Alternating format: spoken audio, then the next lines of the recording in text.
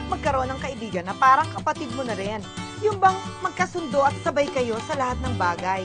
At kulang na nga lang, sabay na rin kayong inire. Salamat. Oh, mga kapitbahay, sige, ilagay nyo na dito yung mga plastic ninyo. Ayan, tamang-tama, i-donate nyo lang lahat. Pati yung kapitbahay nyo na plastic, ilagay nyo na rin dito.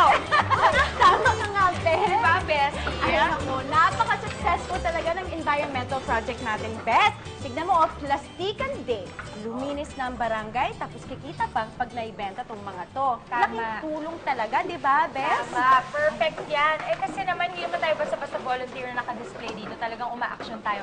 At ang pinakamahalaga, magkasama pa tayo, Bessie! Oh, yeah, For better or for worse, mayaman man o purita na, ingredients, chocolate, we will never part! Oh, mga Mars! Oh, Ayan na. Ano alam mo, patingin. Patingin nga. Ate, may pera ko dito. Pero 5 films dapat yan, ha? Ang mga mas, wala akong mga plastic dito ngayon eh.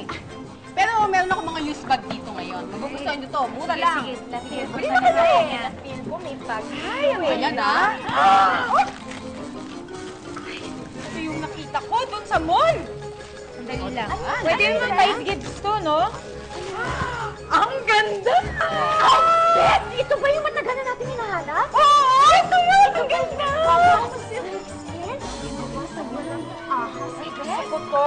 Ay, gusto ko magkano to? Ay, hindi. Akin na lang to. Beth, ako na nakakita eh. Ako yun ang umalag ng mga bag, di ba? Eh, ito yung una ko magiging ganitong klaseng bag. Pabigyan mo na ako. Ano, Beth? Hindi ka na mahilig sa mga ganito. Mahilig ako sa ganito. Ito yung suot ni Heart Evangelista eh. Tingnan Ay, di ba naku, parang bakit? Pero, tulad din ng magkakapatid, hindi maiwasang magtalo kami ni Shara at Yuki. Sige na, malakas na. Ito nga pala, sabi ko na si boss mamaya. Bes, ano ka ba naman? Diba nag-usap na tayo? Magpaparaya ka na naman eh. Kahit sino sa ating dalawa ang mapili, carry lang. Eh, sa totoo lang naman talaga, Besh. Mas bagay naman sa'yo maging assistant manager. Ayan ka na naman, magpaparaya ka na naman kahit hindi naman kailangan.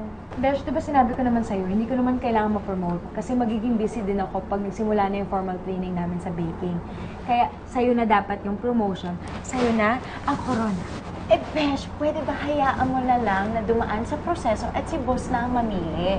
Eh, pareho naman tayong deserving eh. Siya ka, sa akin naman napunta tong limited edition snakeskin pouch bag.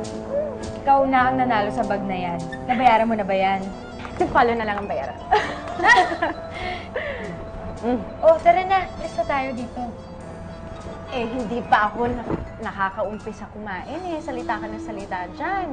Eh, tignan mo, naubos ko na yung pagkain ko. Ikaw kasi, matuto ka ng kumain at magsalita ng sabay.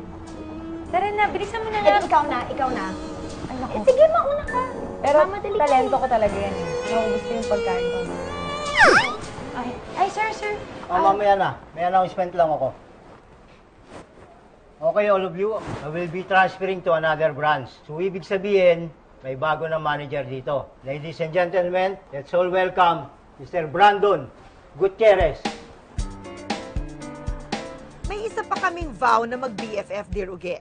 Never kaming magkakagusto sa iisang lalaki. Never! Pero oh my God! Mukhang bet naming pareho ang bagong manager. Pareho pa kaming napanganga. Good morning, everyone. Just call me Sir Brandon. I'm looking forward to working with everyone. Hi, Angela po. Angela. And you are? Sarah po.